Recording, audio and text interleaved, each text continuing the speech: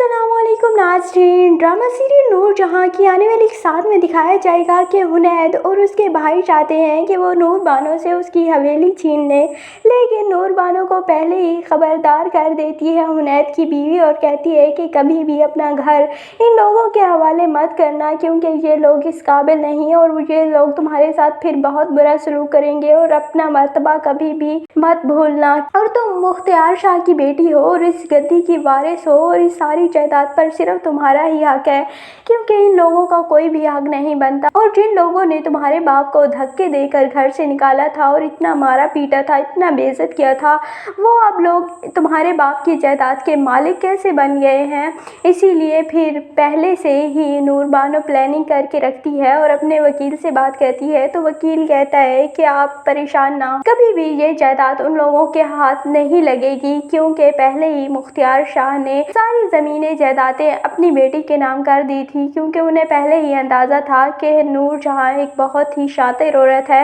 और वो किसी न किसी तरह मेरी बेटी से मेरी जायदाद छीनने की कोशिश करेगी, लेकिन उसकी सारी कोशिशें नाकाम हो जाएंगी। दूसरी जानिब अब नूर बानो ने मुराद को अपनी मुट्ठी में कर लिया है और मुराद नूर बानो की सारी बातें मानता है। हालांकि अपनी माँ का कहा वो कभी भी नहीं टालता था और अब वो अपनी माँ की बातों पर भी कीड़े निकालना शुरू हो गया है और उसे अब गलत और सही का फ़र्क समझने लगा है। और इस वजह से अब नूर जहां काफ़ी परेशान है कि उसके बेटे को होता क्या जा रहा है। इसीलिए वो नूर बानो से कहती है कि पता नहीं तुमने क्या जादू किया है मेरे बेटे पर। वो बेटा जो मेरे सामने उफ नहीं करता था, आज वो मेरी बातों से इनकार करने लगा है और एतराज़ करने लगा है। इस पर फिर नूर बानो कहेगी कि मैंने कुछ भी नहीं किया। अब वो गलत और सही का फ़र्क समझने लगा है। दूसरी जानिब नूर जहां को पता चल जाता है कि हुनैद की बीवी ने ही नूर बानो को पहले ही खबरदार कर दिया था। इस वजह से हुनैद अपनी बीवी पर काफ़ी ज़्यादा गुस्सा करता है और कहता है कि तुम अपनी हैसियत इस घर में भूलती जा रही हो और कभी भी ना बोलना कि नूर जहां मेरी माँ है और मैं अपनी माँ के ख़िलाफ़ एक लफ्ज़ भी नहीं बर्दाश्त कर सकूँगा